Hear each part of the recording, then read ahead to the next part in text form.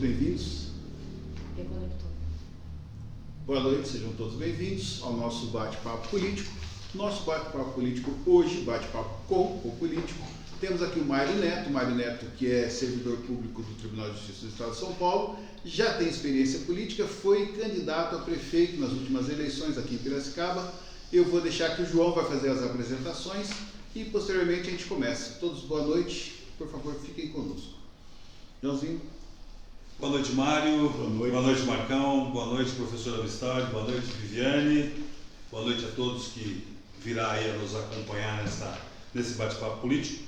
Então, como o Marco já deu a abertura, Mário Medeiros Neto, nascido em Piracicaba, apaixonado pela cidade, com 57 anos de idade, pai de Laís e Laura, trabalha no Tribunal de Justiça de São Paulo há 38 anos, formado em Direito e pós-graduado em Direito Privado, em Direito Empresarial, com ênfase em Direito Tributário. Faz avaliação pericial de bens. Foi presidente da Associação dos Oficiais de Justiça do Estado de São Paulo por 2 mandatos, é vice-presidente licenciado da Associação dos Oficiais de Justiça do Brasil, foi atleta das seleções de base de futebol de Piracicaba e da região, pela qual defendeu a cidade nos Jogos Abertos do Interior e de Juniores do 15 de Piracicaba, onde parou de jogar e se dedicou aos estudos. Além do futebol, tem como hobby tocar violão, guitarra e bateria, dom herdado do pai, que foi um grande seresteiro, filho de Domingos Adriano e Maria do Carmo Medeiros, ele metalúrgico e um dos fundadores da Associação dos Doadores de Sangue de Piracicaba, ambos também nascidos em Piracicaba. Foi convidado pelo ex-governador e amigo pessoal Márcio França para participar da política partidária há apenas 2 anos, sendo o atual presidente do PSB de Piracicaba. É vice-presidente licenciado do Lar dos Velhinhos de Piracicaba e diretor licenciado do Banco de Remédios Dom Eduardo Quaik. Tem como hobby o futebol e a música, onde toca alguns instrumentos como já lidos anteriormente. Mário, eu já, antes dele se apresentar, eu já vou deixar uma pergunta para você pensar aí como é que você vai se apresentar para o nosso público e possivelmente para os seus futuros eleitores. Você foi candidato a prefeito na última eleição. Nós estamos aí há 1 ano e 7 meses de gestão do atual prefeito, com um problema terrível na saúde pública, onde o secretário está encontrando uma dificuldade tremenda para organizar essa pasta, mas ainda não teve a humildade, por exemplo, de consultar Pedro Melo, que ficou nessa pasta aí há 14 ou 15 anos. Deveria fazê-lo. Nós temos aqui em Piracicaba, em torno de, na ativa, 300 funcionários diretos, mais ou menos 150 aposentados, que contribuem naturalmente para o IANSP. Esta região não tem atendimento em situação própria, uma clínica ou um hospital que despende desse atendimento para os funcionários públicos do Tribunal de Justiça. Num contexto geral, o Mário Neto, que concorre às eleições agora futuras para deputado estadual, tem algum esboço, algum rascunho, algum projeto, alguma coisa para poder trazer para essa já combalida população? Professora Vistaldi. Boa noite, candidato, seja bem-vindo. Boa noite a todos e a todas. Lembrando, antes que eu responda, lembrando que essas entrevistas são um subsídio para que você escolha o seu candidato, a sua candidata, posto que é um dos cargos mais importantes, uma vez que sem eles o executivo não funciona. Tá bem? Então, por favor, acompanhe, compartilhe, reflita, porque o seu voto é fundamental. Bom, gente, vamos deixar o candidato se apresentar, né? E aí já tem essa perguntinha do João, depois a gente vai fazendo o nosso bate-bola. Gleison Zamon está aqui com a gente, Rose Campione está aqui com a gente, André Magrini Tits está aqui com a gente, Robson Gomes está aqui com a gente. Obrigado, pessoal. Se tiverem perguntas, por favor, mandem. Se não der tempo de responder na live, a gente vai fazer com que vai pedir para que o candidato responda para vocês. O candidato, fique à vontade. Boa noite a todos, né, e a todos que estão assistindo a gente também. Acho que a apresentação do João foi ampla, né? Foi suficiente para quem está assistindo. Eu gostaria só de comentar que eu aceitei esse desafio de entrar para a política do ex-governador Márcio França, né? A convite dele, e a proposta foi a seguinte: eu estava numa fase da vida que estou perto de aposentar, né? Tenho minhas filhas formadas, trabalhando, né? E ele fez esse convite. Daí eu falei justamente isso, falei, mas estou com a vida estabilizada, né, Márcio? Ele falou assim, mas você tem um dom de articulação. Ele falou, devolva um pouco para a sociedade, você cresceu na sua vida, isso foi bem. Devolva um pouco para a sociedade isso, né? Então é um desafio, eu não dependo da política partidária, e as pessoas que eu convidei para entrarem, foi também um pedido do Márcio França, pessoas que não faziam parte da política partidária, tudo gente nova e que tem esse pensamento. A gente entrou para fazer alguma coisa para a cidade porque a gente gosta da cidade, porque a gente mora aqui, a gente vive aqui, e entrou para colocar esse pensamento novo, que a política dá para se fazer de uma forma diferente, dá para fazer sem arranjos, né, só com vontade de querer fazer alguma coisa para a cidade. Então foi esse o desafio que eu aceitei, né? Eu trabalhando, quando eu fui eleito presidente dos oficiais de justiça do Estado de São Paulo, o tribunal me afasta, eu fui eleito, eu passo a trabalhar com projetos do judiciário. Então bastante na Assembleia Legislativa de São Paulo e bastante em Brasília também. E daí eu consegui, defendendo no Colégio de Líderes, consegui aprovar alguns projetos e consegui derrubar outros projetos que a gente entendia que não eram bons para o judiciário. Daí o governador me conheceu nesse trabalho meu de articulação política, né, de conseguir aprovar e conseguir derrubar projetos. Então ele falou, você tem um dom interessante, que não é todo mundo que tem esse dom de articular e de aprovar projeto, né? E daí foi esse convite, ele devolva para a sociedade, use o dom que você tem para ajudar quem precisa. Então a gente assumiu esse desafio, já estudamos a cidade na última eleição. Como o João falou, eu sou oficial de justiça, e oficial de justiça, eu converso desde o presidente da Raizen até da Caterpillar, né, das grandes empresas de Piracicaba, com comunidades carentes, com favela, gente dentro de favela. Então você aprende essa linguagem de saber conversar com todo mundo. O Márcio França foi um oficial de justiça também, né? Então a gente desenvolve essa linguagem de levar, né, esse linguajar jurídico para pessoas que não entendem muito, né? Pessoas que não têm tanta cultura, e também a gente fala com o jurídico dessas grandes empresas. Então a gente consegue lidar bem com todo tipo de situação. Agora, respondendo, vamos entrar na pergunta do João, né? As duas perguntas sobre saúde. Uma delas, João, em relação ao IANSP, é proposta, né, que a gente busque a ampliação e a melhoria dos serviços do IANSP. Está dentro das minhas propostas, está até aqui, né? Eu trouxe elas comigo. Uma das propostas é essa, e tem uma dificuldade grande. Nós conseguimos agora, João, através da associação nossa, em Ourinhos, tinha perdido, conseguimos que retornasse o IANSP para os hospitais de Ourinhos, e o atendimento lá tem sido bom, né? Então a ideia é desenvolver isso em todo o estado, né? Porque o servidor paga, né, e não consegue usufruir. Se ele está ruim, não tem como ir para São Paulo para ter um atendimento. Então a gente pretende que seja ampliado, né, e seja resolvido de uma vez por todas, porque essa questão é muito antiga, né, João? E a outra pergunta sobre saúde de Piracicaba, eu cheguei a conversar com o secretário de saúde, com o Filemon.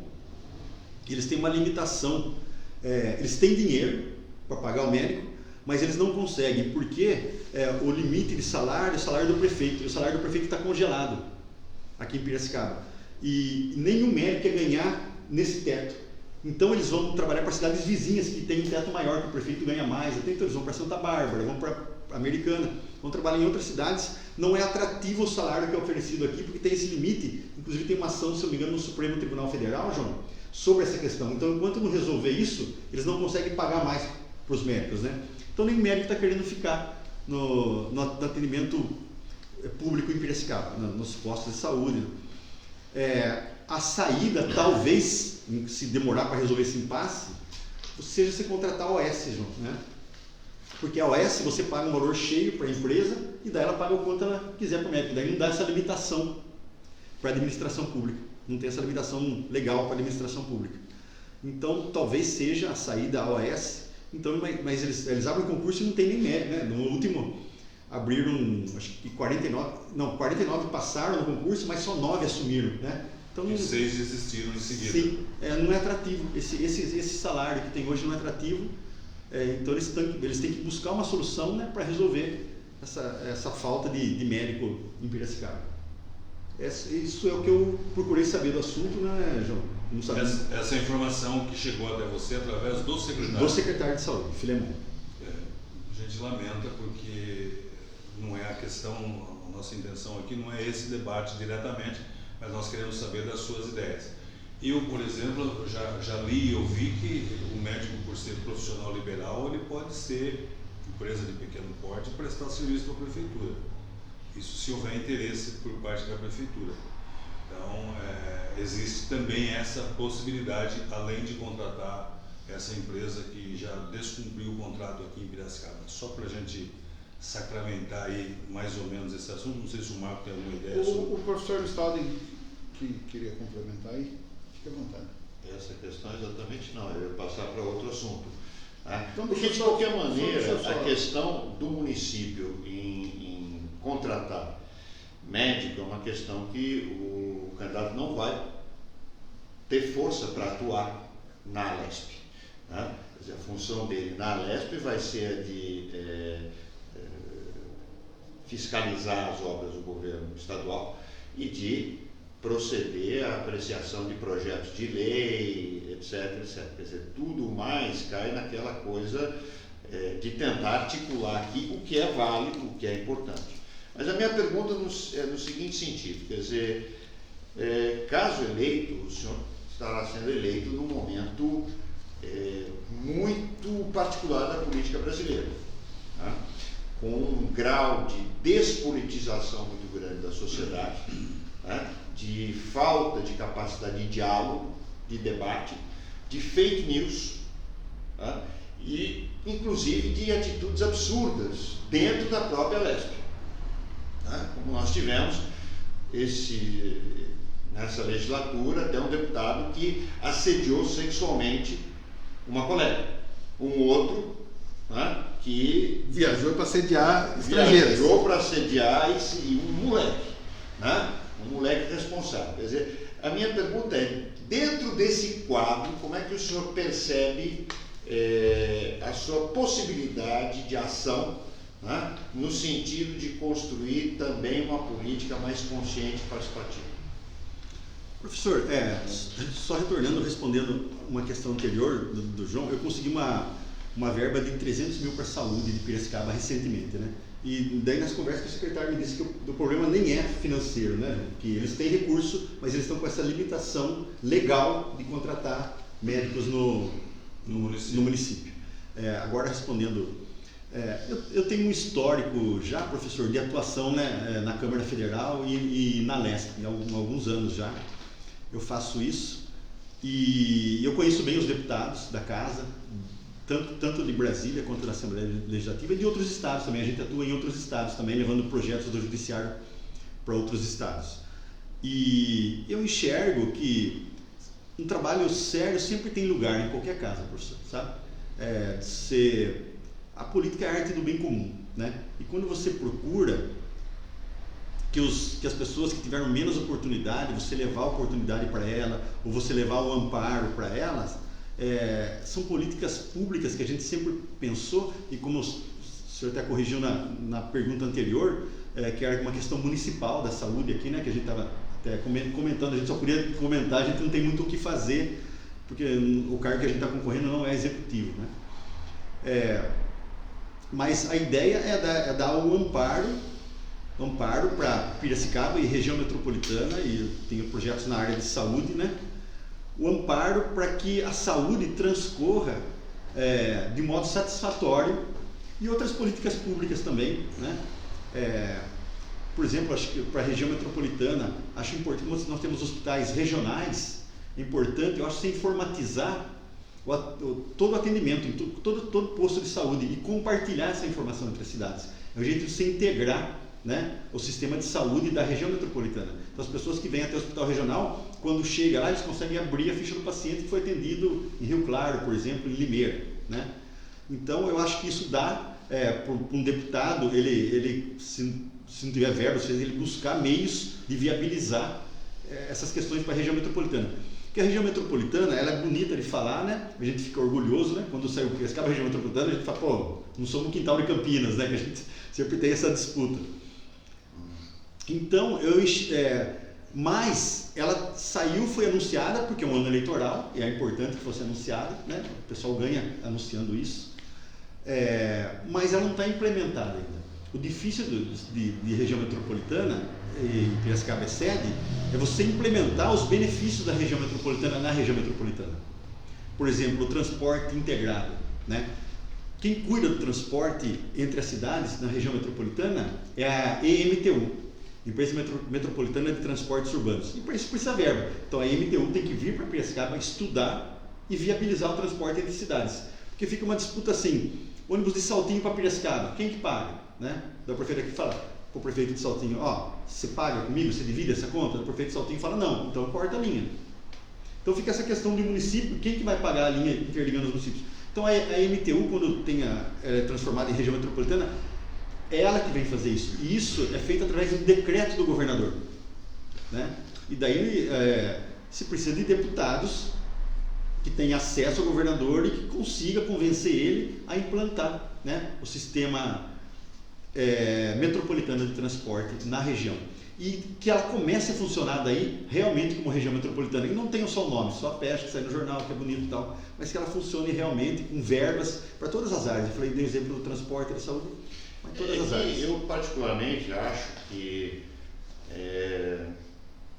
a questão dessa intermediação é importante, mas no cenário atual, com tanta estupidez sendo dita, inclusive em termos do que é a própria política, né? Eu esperava uma resposta um pouco mais, né, em termos de análise de uma situação que é a política mesmo. Tá? Quer dizer, com relação às verbas, às emendas, olha, as emendas, para mim, né, são uma coisa muito complicada.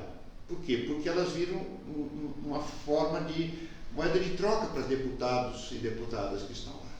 Então o cara pega uma emenda e meio que, né, o sistema de saúde de Piracicaba fica refém de uma emenda que vai ajudar em determinada coisa, né? E eu não gosto disso. Né? Eu não estou falando no seu caso especificamente, eu estou falando isso no sentido do legislativo como um todo. Né? Então a minha pergunta foi um pouco mais nesse sentido. Não, na verdade, professor, eu tenho essa independência e sempre tive, e pedi essa independência quando me foi oferecido participar da política partidária aqui em Piracicaba, para não ficar refém de ninguém. Né? O governador ele tem que passar verba porque aquela região precisa, e não porque ele está fazendo uma troca de favores. Né? Eu sou contra isso, não aceito, porque faz parte de a gente pensar que a política é a arte de fazer o bem comum. Então não tem que trocar, né? Eu tenho que buscar o convencimento da situação e trazer os benefícios que precisam. E o senhor, dentro da pergunta do senhor, também tem uma questão que o senhor levantou sobre essa polarização política, né? O senhor comentou sobre isso também. Eu sou contra qualquer tipo de radicalização de um lado ou de outro, né? Eu acho que tudo a gente constrói com diálogo, né? É a melhor forma, com convencimento. Eu tenho atuado dessa forma nas casas legislativas e tenho conseguido sucesso em projetos, né? Isso que me trouxe a estar aqui nessa posição hoje. Então, eu acho que tem o jeito correto de se fazer tudo e é isso que a gente busca, dessa forma que a gente busca trabalhar, professor. Exato. Eu tenho algumas pautas, mas eu quero aqui fazer uma repetição das pautas das nossas entrevistadoras que não estão presentes hoje, estão em aula, estão em atividades que não conseguiram se desvencilhar dessas atividades para estarem aqui conosco hoje. Professora Luana Brusasco, né, que é da área do direito e também uma educadora, e a Vera Prudêncio, que além de ser da área da cultura, também é uma educadora. E ambas têm pautas voltadas para as minorias e especificamente para violência de gênero. Então eu gostaria de, em nome das nossas ausentes hoje, né, Vera e Luana, Eva e Luana, perdão, perguntar para o candidato, quais são efetivamente as suas pautas para as minorias, para as mulheres e para as mulheres pretas? Na verdade, eu não tenho uma pauta específica para isso, e sendo bem sincero com você, não tenho uma pauta específica. Eu tenho uma pauta para defender toda e qualquer minoria e todo e qualquer preconceito e toda e qualquer situação que a gente não acha correta, né? A gente vai defender isso em qualquer casa, né? Dentro da minha casa, na casa legislativa e onde for. Uma situação que a gente não concorda, em respeito às pessoas, à história de cada pessoa, todo mundo tem que respeitar as preferências e a história das pessoas, mas eu não tenho uma pauta específica para isso, Marco. Deixa eu reformular, desculpa a minha pergunta, que foi uma pergunta muito vaga. Nós temos em Piracicaba uma Câmara de Vereadores e legisladores, né, que tratam dos interesses locais, extremamente misógina, né?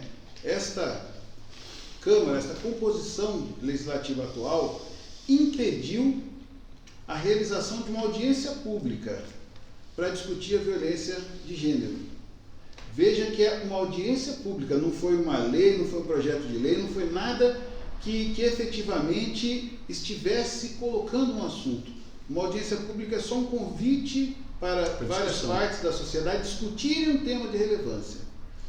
Então, quando eu digo quais são as suas pautas, eu não quero dizer exatamente se o candidato tem uma pauta pronta para esta minoria específica, mas sim se, muito embora todos nós defendamos as minorias, se o candidato tem um comportamento específico para fiscalizar os poderes, não só o executivo, mas também o legislativo, né? E isso no cômputo estadual, para que esse tipo de misoginia não ocorra na Casa Legislativa, que tenha efetivamente uma fiscalização dessas ações, para que essas minorias sejam realmente atingidas por esses direitos que elas têm. O que a gente pode fazer, Marco, é trabalhar por políticas públicas que defendam, né, que amparem essas situações. Só posso lamentar essa situação que você acabou de passar na Câmara de Vereadores daqui de Piracicaba. Uma situação que deixa a gente constrangido, né, Marco? Porque a gente não concorda com esse posicionamento de forma nenhuma, né?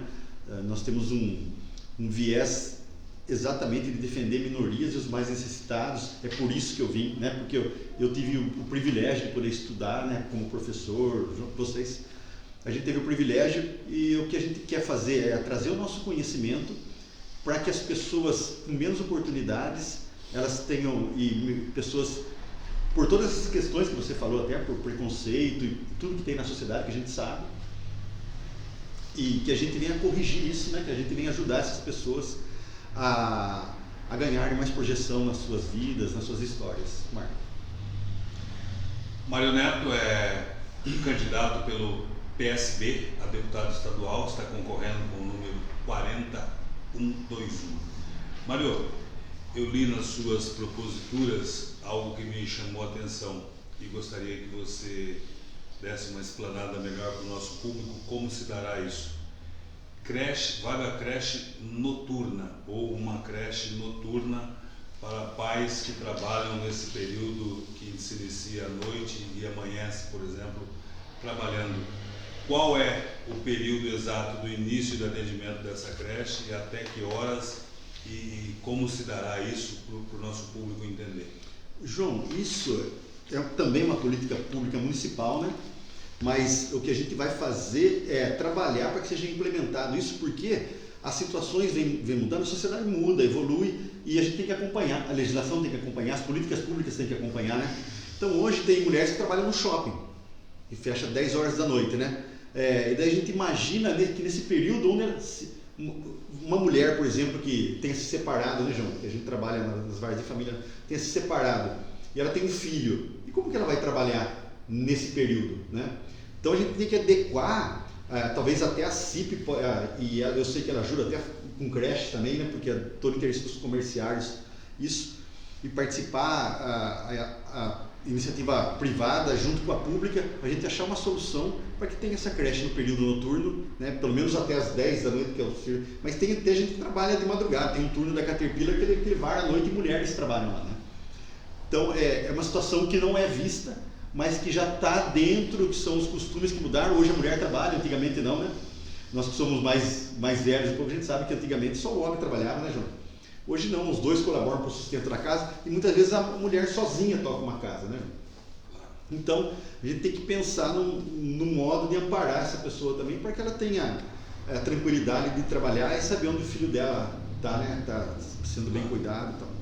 É uma ideia inusitada, que confesso não tinha ouvido ou lido qualquer coisa antes. Quero saber para que a gente possa passar com mais segurança para o nosso telespectador aí da web. Isso funciona em algum estado dentro da nossa... Não, João, foi pensado, eu não sei, não tenho conhecimento, foi pensado pelo grupo que a gente procura desenvolver políticas para amparar situações que não são amparadas ainda, né, por políticas públicas. A gente pensou nessa situação e em outras também, que a gente não por exemplo, uma das propostas que tem aí, acho que passei para você também, é que no ensino médio a gente coloque ensino profissionalizante de programadores, por exemplo, que é uma demanda crescente, tem um mercado enorme, né? E a gente não se atentou para isso ainda, para formar os jovens como programadores. Que veio, principalmente a pandemia, trouxe a era digital para ficar, né? A gente entrou na era digital de uma vez, no fórum, você sabe, né, João? Claro. O pessoal foi trabalhar tudo em home office, né? É uma coisa que era pensada daqui a uns anos, essa pandemia veio e antecipou todas essas situações. Hoje a gente faz reuniões virtuais, né? Hoje a gente está conseguindo falar aqui, chegando para muita gente, né? Então esses meios digitais vieram para ficar e a gente tem que passar a encarar essa realidade e formar jovens para isso. Piracicaba tem uma demanda grande de falta de emprego, Piracicaba tem essa demanda e a gente precisa conhecer, Marco, professor, a realidade e a especificidade de cada cidade, né? Piracicaba, ela é uma cidade que ela tem um viés industrial, tem os distritos industriais, né, 3, e fora grandes, e fora eles tem muitas outras empresas espalhadas pela cidade. Então a política pública é se desenvolver pessoas, mão de obra qualificada para trabalhar nessas empresas. Eles tendo emprego e tendo salário, eles movimentam o comércio e serviço, e o dinheiro começa a girar na cidade, e toda a economia da cidade começa a girar, né? Então, por exemplo, Rio Claro já é diferente. Rio Claro é forte em serviços e comércio, diferente de Piracicaba, que é industrial. Então, e quando a gente fala agora de região metropolitana, a gente não pensa só em Piracicaba, você tem que pensar em cada cidade e como você vai adequar isso, qual a política que vai ser desenvolvida e a diferença de uma cidade para outra, né? Para a gente poder integrar tudo isso e de um trabalhar, né, na outra cidade. Então, sobre o transporte da região metropolitana que a gente falou também, isso é muito importante. Se um vai trabalhar dentro da região, tem que estar integrada por transporte público. Mas a questão do emprego, né, ela vai um pouco além da questão da especialização. Nós estamos passando por um processo no Brasil, não é de hoje, de desindustrialização. E eu creio que uma dos principais problemas do próximo ano, né, vai ser ainda a questão econômica. Primeiro porque, né, existe uma conjuntura internacional que não vai melhorar tão cedo. Segundo porque o atual governo está deixando, né, uma situação fiscal extremamente complicada, tá? E não teve uma política de industrialização também, assim como outros não tiveram. E, finalmente, porque a substituição da mão de obra é crescente. Tá? Quer dizer, mesmo na área de informática, de programação, você tem sistemas cada vez mais sofisticados que exigem cada vez menos pessoas. Eu acho que isso vai ter que ser uma preocupação constante, principalmente porque o França, né, vai estar em Brasília, se for eleito, tá? Mas vai estar participando e é somente pessoal do governo, ligado ao governo, se o Lula for eleito, ao governo do Lula. Quais são as propostas que vocês têm, o senhor em particular tem, né, ou a análise que o senhor tem dessa questão do emprego, da economia e como é que nós podemos sair disso. Aí pensando no Estado de São Paulo como um todo e Piracicaba, claro, também. Sim, a gente pensa na região metropolitana porque são dados recentes, né? Piracicaba exportou 1,6 bilhões, né? A Caterpillar ainda exporta para 120 países, né? Então é muito forte ainda a industrialização. Pois é, mas ela tem um número de trabalhadores operários cada vez menor, né? E não é só isso. A última vez que eu fui a Caterpillar, eu já vi isso faz um tempo. Eu vi robôs impressionantes. Um grande amigo que é engenheiro lá dentro me disse: olha, boa parte daquela planta que você viu já desapareceu, não precisa mais. Essa é uma tendência constante. Professor, eu tenho um cunhado que é engenheiro lá na Caterpillar e um irmão que ele trabalha no treinamento. Então a Caterpillar está contratando muita gente e passa pelo treinamento. Acabou de contratar mais 68 pessoas a semana passada, então deu uma correria no treinamento lá, né? Teve que adequar para dar o treinamento para essas pessoas. Mas é uma situação, como eu iniciei a outra fala, que a gente tem que se adequar às novas realidades, né? Então, se não esse o emprego e se está robotizando alguma área, para onde vão esses jovens? Talvez para essa área de programação que vai fazer essa informatização, né? Essa área de programação que está crescendo muito e que é uma demanda que a gente não tem olhado com tanto cuidado quanto deveria olhar por volta do ensino médio, né? Que a gente forma os jovens nossos para o mercado de trabalho. Bom, eu não vou replicar, eu gostaria de continuar essa discussão porque eu acho que esse é um assunto importante. Mas da última vez o Marco falou que eu peguei 28 minutos, só eu. Então eu não vou falar nada, depois a gente conversa mais. Candidato, nós temos, além da saúde que foi falado, além das minorias, né, a questão da desvinculação da educação para o ensino profissionalizante, a uberização da mão de obra, como disse o professor. Nós temos alguns assuntos que não são pontuais, são assuntos de nível federal, que, é claro, refletem no estado de São Paulo. Quando o senhor fala que Piracicaba exporta muito, né? Hoje um amigo colocou lá para mim: olha, veja aí, que ele me chama de comunista, né? Com muito carinho. Veja aí, comunista, exportamos não sei o que lá, grãos não sei das quantas e tal. Eu falei: peraí, quem exportamos? Quem exportamos? O povo exportou o quê? O povo não exportou nada, pelo contrário, o povo vai pagar mais caro porque o latifundiário exportou. Quanto mais o latifundiário exporta de grãos, mais caros nós pagamos nos grãos, porque nós não temos um estoque regulador, porque os governos recentes eliminaram o estoque regulador e aí o governo não consegue mais coordenar, e o cara põe o preço que ele quer na comida, que é o que nós estamos pagando agora. É lógico que é muito complexo e não demanda uma ação única de um deputado, mas por óbvio, a pessoa que vai para lá, ele tem no mínimo uma noção do que ele quer fazer, do que ele quer se empenhar para que aconteça.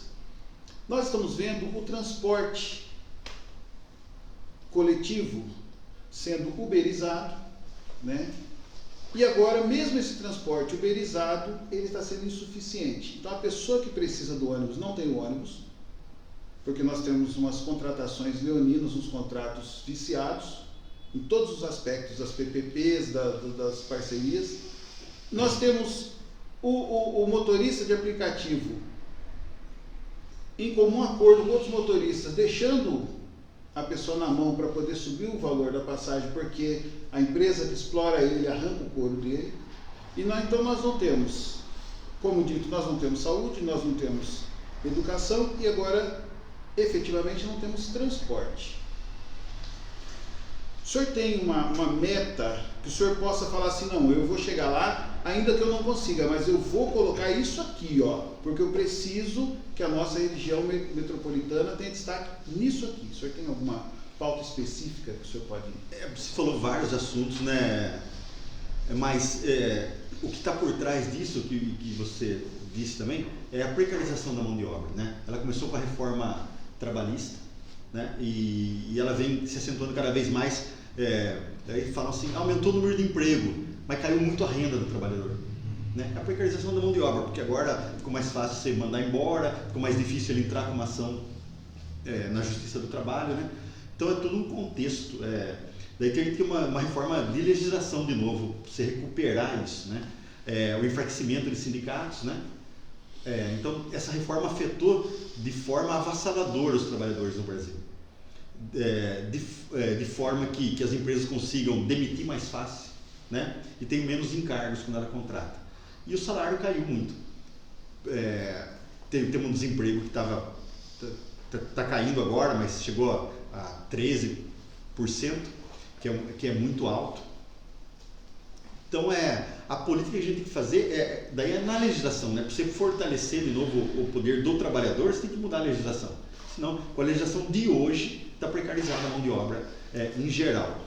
Você falou um dado de Piracicaba que eu estava vendo esses dias, ela tem 332, alguma coisa, mil veículos, né? Automotores. 0,8 veículo por habitante. E se a gente pensar que tem criancinha, né? Tem 2 para cada 3 habitantes. 2 veículos para cada 3 habitantes. Muita coisa, né? E eu vi a secretária, no comentário dela na matéria, ela dizendo que está difícil de se desenvolver, porque você tem que desenvolver o transporte público, para você desafogar o trânsito, né? Você tem um transporte público de qualidade, que você criticou até os contratos que tem aí. Mas a dificuldade é que os insumos da cesta que mantém o transporte público, como óleo diesel, subiu 58% no último ano. Então a cesta ficou cara, a passagem ficou cara. Você quer estimular o transporte público, mas o trabalhador não tem dinheiro para pagar o transporte público, né? Que a passagem ficou também muito não cara. tem dinheiro para pagar o transporte privado. Também não, o Uber que ele se referiu agora, né? Que você chama, ele não está vindo. Ou mesmo comprar um carro. Porque a distância que ele vai não compensa para ele, né? Então ele não quer fazer aquela viagem e começa a deixar a gente na mão. Então a pergunta de você, tudo também se resume no encarecimento de tudo, né? No encarecimento desses insumos do transporte público, no encarecimento, e daí a gente vai mais longe, encarecimento da cesta básica. O que a pessoa comprava, hoje não consegue comprar um mínimo numa cesta básica para alimentar a sua família, né? Agora foi lançado em Piracicaba um programa que tem em Florianópolis também. Lá é Floripa Fome Zero, aqui é Pira Fome Zero, né? Que é você integrar todo esse pessoal, sabe esse pessoal que se reúne para captar e doar a cesta básica? Então você integrar todos eles no sistema da prefeitura, de modo que, por exemplo, não leve só numa comunidade, aquela comunidade fique cheia de cesta básica e não leve na outra. Então, ou seja, a prefeitura pede esmola para as pessoas em vez dela fazer o trabalho dela. Ela vai fazer o trabalho dela, mas ela vai organizar. Em Florianópolis é feito da mesma forma. Ela organiza para atender as pessoas cadastradas que realmente precisam daquela cesta básica, né? Então eles fazem isso e quando, por exemplo, eu participei daquele do Exército das Formiguinhas, um tempo eu ia nas comunidades entregar, mas quem vem de carro hoje, né, para a gente colocar cesta, então não vamos ter carro. Então, e a prefeitura, ela participar dessa logística também, né? Ela forneceu o veículo para essas entidades que... Ela faz a distribuição dela, porque ela tem as pessoas cadastradas no CRAS e ela recolhe cesta básica também e ela tem um número de cesta básica que ela distribui. Mas não é suficiente. Então, por isso que tem essas pessoas que se organizam, a sociedade civil se organizando para poder ajudar mais. Então, o senhor pretende, enquanto deputado, promover um cadastramento de pessoas privadas, particulares, para fazer o serviço do poder público? Não. Eu estou dizendo que o que estou explicando o que é esse Pira Fome Zero, que eu fui no lançamento para entender o que estava fazendo. Daí eu vi que é igualzinho eles fazem em Florianópolis, né? E de cadastrar, de deixar todo esse sistema interligado de pessoas e do próprio poder público, né? Para que possa atender efetivamente todo mundo que precisa de uma cesta básica e que não passe fome. A ideia é essa. E se comprometeram grandes empresas, lá estavam o Cimesp, né? Se comprometendo em nome das empresas, a Hyundai, se comprometendo em nome da Hyundai e das empresas que fornecem para a Hyundai, a Unimed. Então, todos eles comprometidos em buscar recursos para ajudar a atender. Hoje a necessidade em Piracicaba são 14 mil famílias. 14 mil famílias que precisam ser atendidas com cesta básica e eles conseguem 4 mil e não está alcançando a meta. Então o projeto ele deve ser ampliado, pelo que eu ouvi lá, né, na reunião que lançou o programa, deve ser ampliado para que atenda mais pessoas, para que não passem fome, né, que daí já fere a dignidade humana, né, a gente aceitar isso dentro da nossa cidade. Acho que o que o Marco falou, né, no fundo isso é uma forma da prefeitura promover a caridade, né? Não pode ser o objetivo da política. Né? O objetivo da política é criar condições de desenvolvimento para toda a população, tá? E eu vou dizer mais, vai exigir a criatividade dos políticos, porque os modelos de desenvolvimento atuais, eles não servem mais. O que nós temos visto é o seguinte, a concentração da renda fica nas mãos das grandes empresas, dos grandes grupos econômicos, né?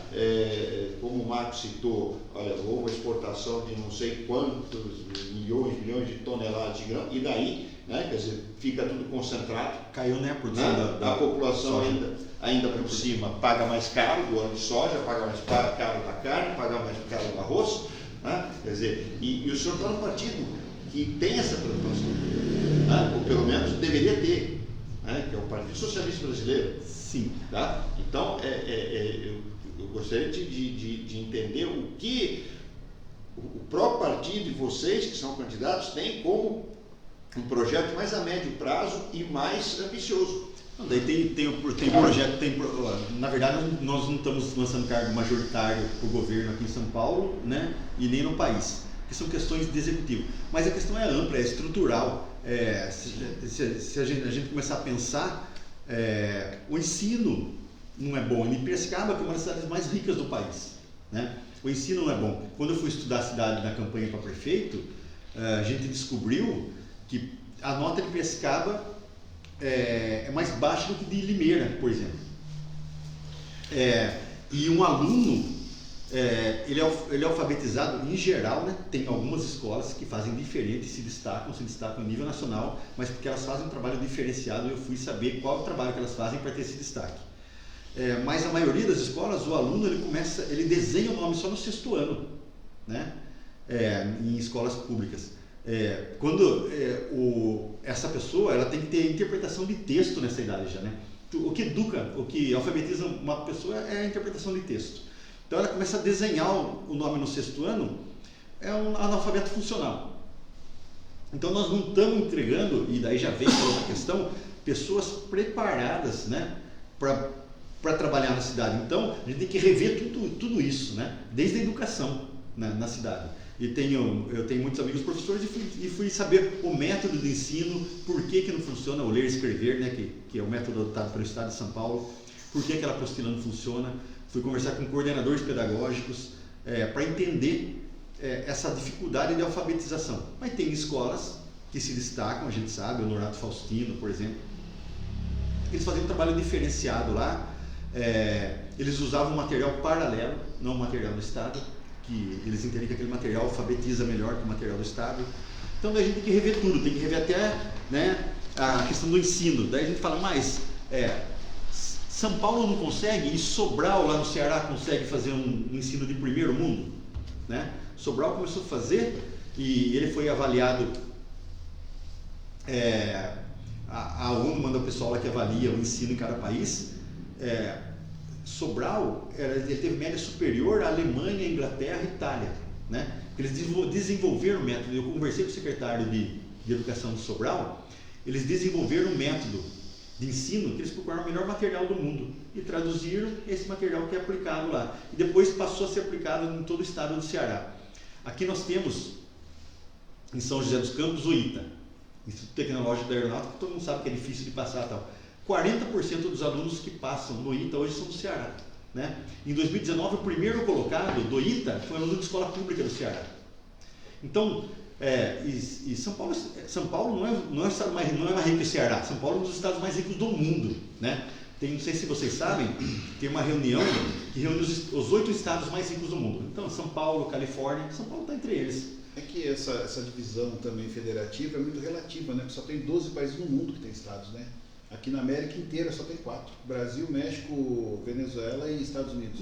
Mas a questão é assim, candidato, o que me preocupa na realidade é que o senhor disse assim, ó, nós temos 14 mil famílias em situação de miséria que precisam de comida. Sim. Que a prefeitura, que o estado, que o município, que o ente público não está dando essa comida. Ele está terceirizando essa responsabilidade social dele no artigo 6º da Constituição. Está lá que ele é obrigado a dar, e ele não dá porque não é um direito, é um direito, é um negócio que você não negocia, já está garantido. E 1.350 dessas famílias estão despejadas pelo judiciário em Piracicaba, só esperando acabar o decreto da pandemia para jogar tudo na rua. Né? Esta é uma preocupação real que nós temos e imediata, porque a qualquer momento vai acabar a política e os caras vão tirar o decreto o estado de necessidade e essas 1.350 famílias vão ser jogadas na rua. O judiciário já mandou jogar na rua. A questão é, efetivamente, enquanto legislador estadual, o senhor tem uma proposta específica para tentar socorrer essas pessoas sem depender do particular, enquanto Estado, enquanto detentor da maior verba do Brasil, porque o Estado de São Paulo é 1/4 da população do Brasil, 1/5, perdão, da população do Brasil, é um dos estados mais ricos do mundo. E essas pessoas vão ser colocadas na rua. Efetivamente, o que o senhor acha que o senhor pode fazer enquanto deputado estadual para que essas pessoas, ou que não sejam jogadas na rua, ou que, se forem esses imóveis que servem única e exclusivamente para exploração e para especulação imobiliária, como essas pessoas podem ser socorridas pelo Estado? De novo, teve 2 assuntos que você colocou. O primeiro, eu posso não ter sido claro, Marco, mas quando eu expliquei o projeto da prefeitura, que eu fui lá que eu ouvi, por exemplo, em Florianópolis, que está o mesmo projeto, só que está mais anos implantado lá, ninguém passa fome mais na cidade. Né? Essa forma de organização que tem, de logística e para atender todo mundo. Não estou dizendo que a prefeitura, e se eu coloquei mal, por favor, não, espero que as pessoas aqui talvez eu tenha entendido mal. Que a prefeitura não está esperando que os outros venham vender a cesta básica. Ela vai fazer isso, mas ela organiza quem faz isso também para que sejam atendidas mais pessoas, né? Para que seja mais amplo como é feito lá em Florianópolis, e hoje eles se orgulham de falar que ninguém passa fome na cidade, em Florianópolis. Eu estudei a cidade de Florianópolis, que é uma cidade quase que modelo também, né? São as políticas que eles implantaram lá. Então, em relação a isso, essa é a organização. Você sabe, eu estava no Exército da Formiguinha, eu era voluntário lá, então a gente vai, qual comunidade a gente vai esse mês? Então a gente conseguiu tanta cesta.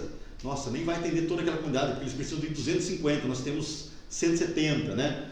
Daí a gente organizava mais alguma coisa para conseguir, mas o que faz 170 ali. Então a prefeitura, por exemplo, a prefeitura vai ter o dado que ali foi levado as cestas básicas. Daí ela complementa o que não tem e leva para outra. Assim, para não repetir a cesta na mesma comunidade. É esse sistema de organização, de logística que é importante, Marco.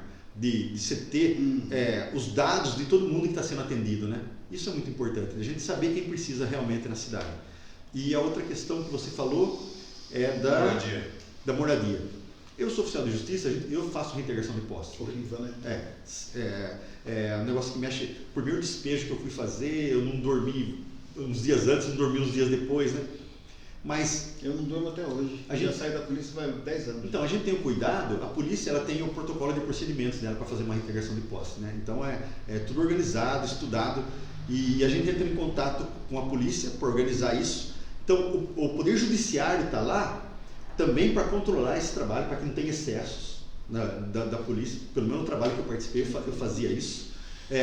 Eu entrava em contato com a prefeitura antes, para que a prefeitura arrumasse lugar para aquelas pessoas, para conselho tutelar, se tinha criança envolvida. Então é um trabalho muito amplo. Quando você vai fazer uma reintegração de posse dessa, né? Mas o correto seria o quê? Desapropriar a área e colocar. Mas o que acontece? Isso é um problema sério, Marco, que tem ocupação, por exemplo, que eles vão saindo nas franjas da cidade, longe da cidade. E daí, por exemplo, a prefeitura vai lá, se ela desapropria esse terreno, vamos atender aquelas pessoas, vamos desapropriar e dar as casas para elas. Tudo fica mais caro. a cidade fica mais cara inteira. Porque para você levar o transporte público para lá, é caro. Para você levar a energia elétrica para lá, é caro. E é rateado pela cidade toda. Então a cidade vai ficando mais cara. E a cidade ficando mais cara, fica caro para todo mundo. Quem tem condição sai melhor. E quem não tem? Né? Daí a conta de energia é mais alta, a conta de água é mais alta. Você tem que levar a estrutura até lá. O ideal seria ocupar os vazios urbanos, né? Que tem um plano diretor agora que foi aprovado recentemente, e fazer moradias populares dentro da cidade, para que as pessoas tenham mais acesso ao trabalho, fiquem mais próximas do trabalho, acesso... minha filha é arquiteta e ela é mestranda em urbanismo da Unicamp.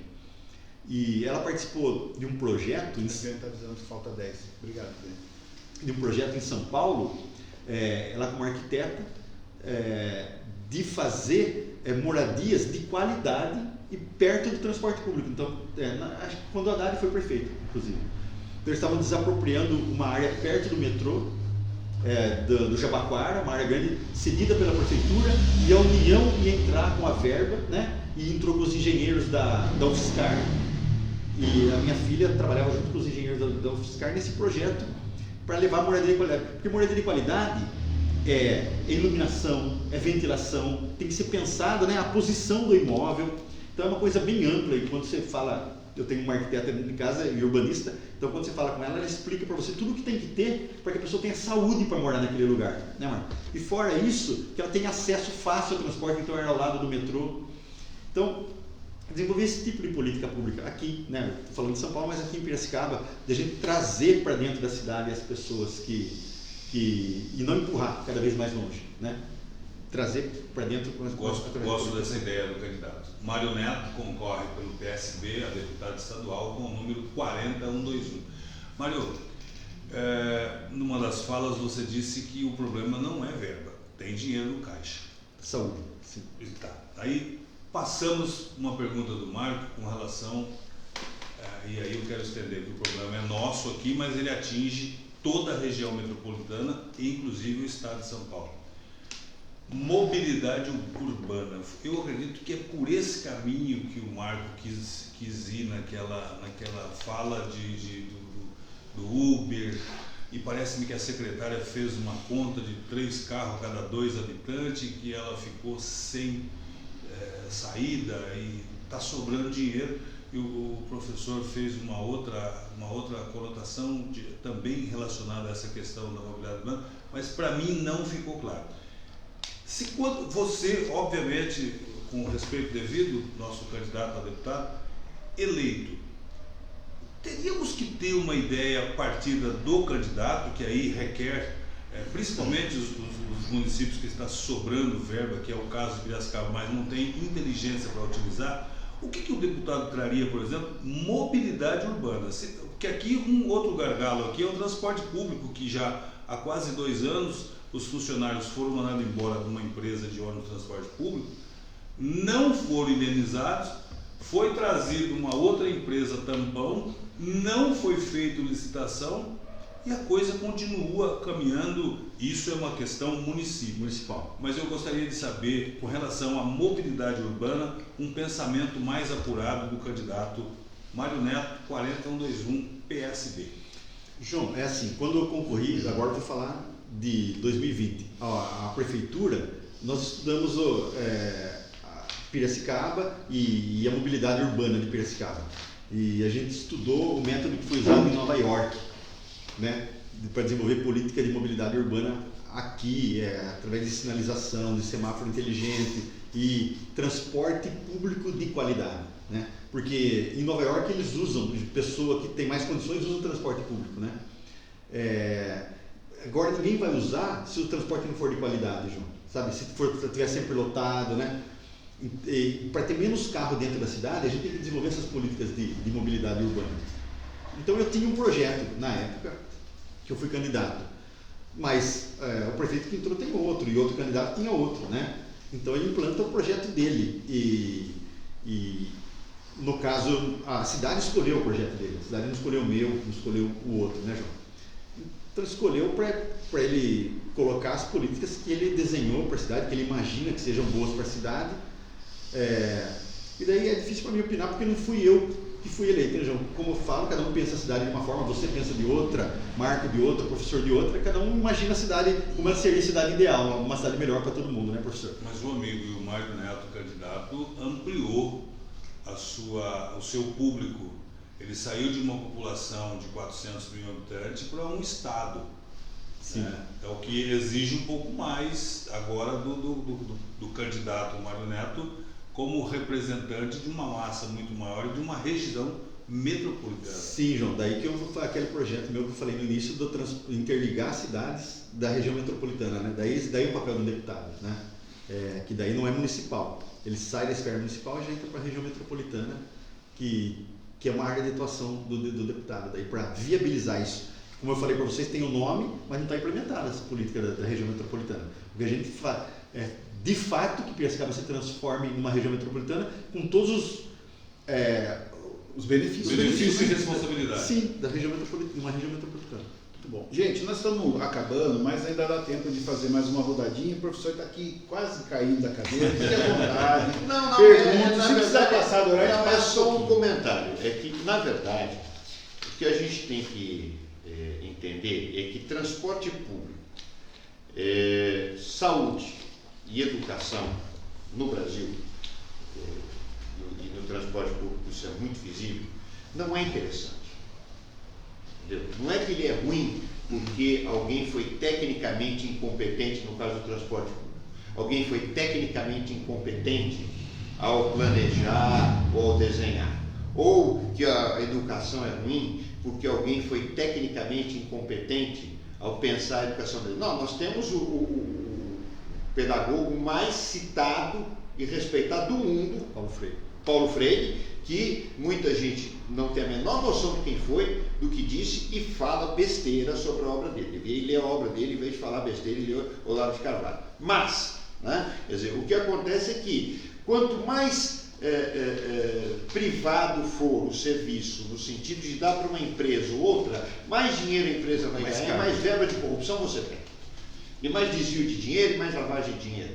E quanto menos a empresa investir na qualidade, no número de carros, de ônibus, no número de linhas, mais lucro ela vai ter. Então, é sempre interessante, né, deputado, porque não estou falando do senhor especificamente, mas nós vemos ano após ano, prefeito após prefeito, vereador após vereador, governador, a mesma coisa, vou melhorar, vou fazer. Não melhora porque não quer. Não melhora porque é lucrativo para empresas e é prejudicial para o povo. E é lucrativo até para empresas de carro. Porque quanto pior for o sistema, maior vai ser a busca por um carro. Só que nós não podemos expandir a nossa malha viária indefinidamente. Quer dizer, aumentando o número de carro, aumentando o número de carro. Não dá, não tem jeito. Por último, a questão da educação é a mesma coisa. Uma educação de má qualidade, que inclusive não abra a cabeça do jovem, não faça ele crescer como cidadão, é uma educação que vai levar um povo dócil, um povo ignorante, um povo incapaz de entender o que está acontecendo, um povo que acha que a terra é plana e que vacina não funciona. E é o que está acontecendo agora. Então, quando a gente levanta esses assuntos, e isso eu estou falando não no questionamento ao senhor, mas numa contribuição, sim, é esse fundo que nós queremos tocar. Professor, senhor, a gente não precisa nem tão longe, né, falando de Paulo Freire. Tivemos dois ícones da educação aqui de Piracicaba, Subminúcio e Thales Castanho de Andrade, né?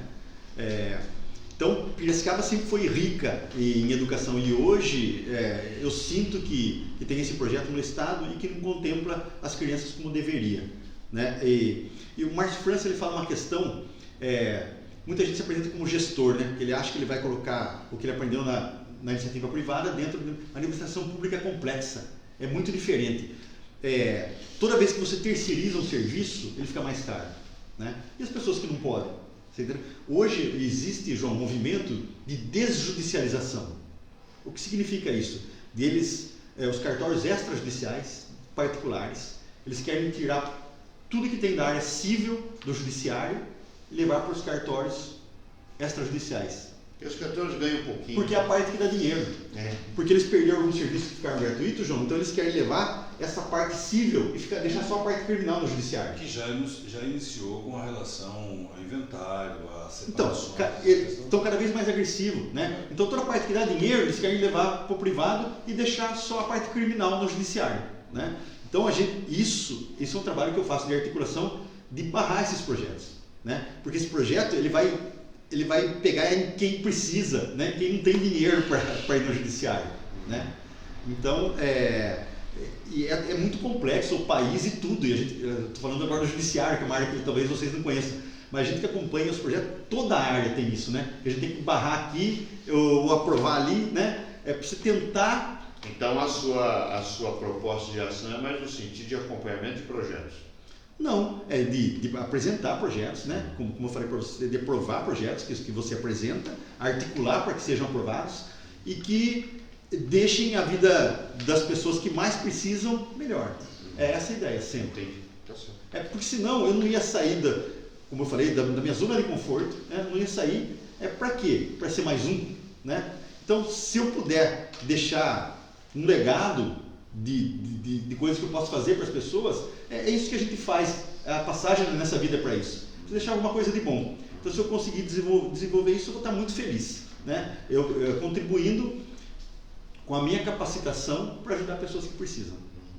Tá certo. Perfeito. Professor, aproveita que você está falando, faz suas considerações finais, aí a gente vai para o Joãozinho. Eu agradeço muito. Eu só acho que realmente a gente deve começar a prestar, vou reforçar de novo, prestar atenção no fato de que o mundo de uma maneira geral e o Brasil em particular tem novos desafios para os quais velhas soluções não funcionam mais, né? Então o trabalho dos políticos de uma maneira geral vai ter que ser também um trabalho de humildade, né? E de romper com algumas cadeias, que aí a coisa fica complicada, que são muito lucrativas para alguns, mas trazem prejuízo para a maioria. No mais, muito obrigado pela presença de vocês, espero que tenha sido produtivo, que tenha ajudado vocês a pensarem na escolha do seu candidato e, por favor, divulgue, nos ajude, porque nós não ganhamos nada com isso. O que nós estamos tentando fazer é o trabalho de cidadãos, né, que querem realmente uma política consciente e participativa. Muito obrigado. Joãozinho. Viviane, muito obrigado. Mário Neto, obrigado por ter aceito o convite e estar conosco hoje. Obrigado a você que está do outro lado nos acompanhando. Mário, os 3 últimos candidatos a prefeito na última eleição que você concorreu, juntos não somariam 60 mil votos. Nós sabemos que só em Piracicaba a abstenção elegeria você acima do prefeito eleito, com os votos que não compareceram às urnas, que chegam em torno de 98 mil. Você está concorrendo na região metropolitana diretamente, com 900 mil votos à disposição. Reitero que a importância dessa abstenção anterior da eleição que você concorreu a prefeito, que eu elegeria a prefeito em cima dos 3 últimos com folga vasta. O que difere você nessa disputa para que você possa conquistar esses votos que não compareceram na última eleição, nesse pleito que você está disputando agora? É que as pessoas tenham consciência da importância que ela ir até lá à urna e votar, né, João? Ela exercer a cidadania e ela escolher o candidato que leve propostas, que ela se identifique e vá lá na urna e referendar isso. Ela, na verdade, quando ele está votando, ele está precisando de uma procuração para aquela pessoa agir em nome dela, né? Desenvolver o que ela pensa. Então ela vai com que ela tem mais afinidade e digita a urna passando uma procuração para aquele candidato dela para defender aquelas propostas que ela entendeu que sejam melhores, né, João? A importância é essa. E até se eu puder pedir aqui, que acompanhe nas redes sociais, que as propostas minhas são cerca de 15 propostas que eu tenho. Então, fique à vontade para já fazer. Colocando nas redes sociais, @oficial Mário Neto no Instagram, né? Facebook é só Mário Neto. No Twitter é off Mário Neto também.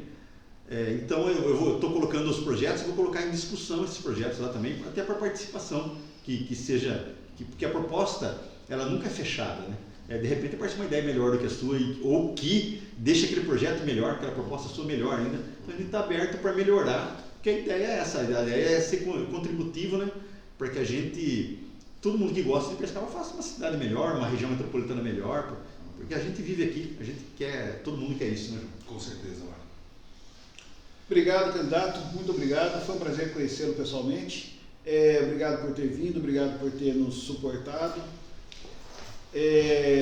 Espero que tenha sido proveitoso, espero que as pessoas tenham tirado proveito dessa nossa conversa.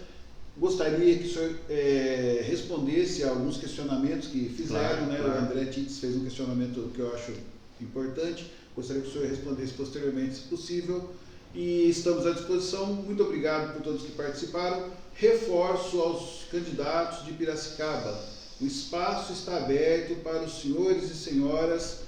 Os senhores foram convidados, os senhores não estão retornando os nossos convites. Por favor, digam se querem ou não vir. Se vocês não quiserem, nós abrimos para a região metropolitana. Limeira tem candidato, Rio Claro tem candidato, tem várias cidades que têm candidato. Eu recebi um contato Nós de alguém queremos, de São Paulo que eu gostaria de... nós queremos que Piracicaba seja vista aqui em Piracicaba, mas se por acaso isso ofendê-los de alguma forma, isso melindrá-los de alguma forma, não tem problema, só avisem para a gente, para depois dizer que nós não abrimos espaço para vocês. Mário Neto, muito obrigado, pela sua presteza em nos atender, em vir aqui expor o seu plano de governo. Obrigado a vocês, de ter aberto esse espaço para a gente falar o que pensa, e para que as pessoas tenham acesso, aos candidatos e possam escolher o que seja do agrado deles e que contemple as políticas que eles imaginam também que Piracicaba seja melhor para eles. Pessoal, muito obrigado.